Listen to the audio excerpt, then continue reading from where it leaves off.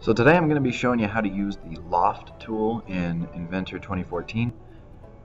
The Loft tool basically allows us to make a 3D solid by joining together several 2D profiles that are all in parallel planes. I'll show you what I mean. I'm going to start with a profile here on my flat bottom surface, and I'm just going to pick a hexagon. And now I need to make a plane that's parallel to this one to put another sketch on. So I'm going to use offset to plane, and to reference this one I need to find it in the origin. There it is. And I'm going to offset it by 2 inches. So zoom out, there's my new plane. So I'm going to create my new sketch on this plane, and this time I'm going to choose triangle. I'm going to make it a little bigger.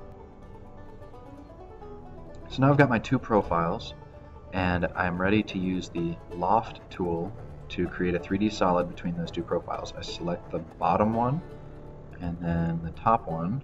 It gives me a little preview of what this is going to look like, and I hit OK.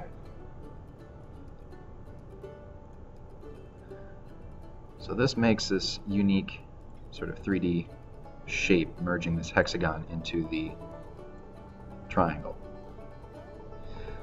So to show you this in a little bit better of an application, what I've got here is a series of profiles that are going to come together to make a handle for a tool. What I can do is I can click Loft and I can select each one of my profiles. When I do this, notice that the computer generates curvature between those things, so that it sweeps through and hits all of them along the same curve. Now if I hit alright and I look at this, I don't really like the way that this is coming out for a handle. It's gotten kind of bulbous here on the bottom, and I'm not a huge fan of that. So I'm going to do this a little bit differently. Still with my Loft tool, I'm going to create one loft between the first and second profile.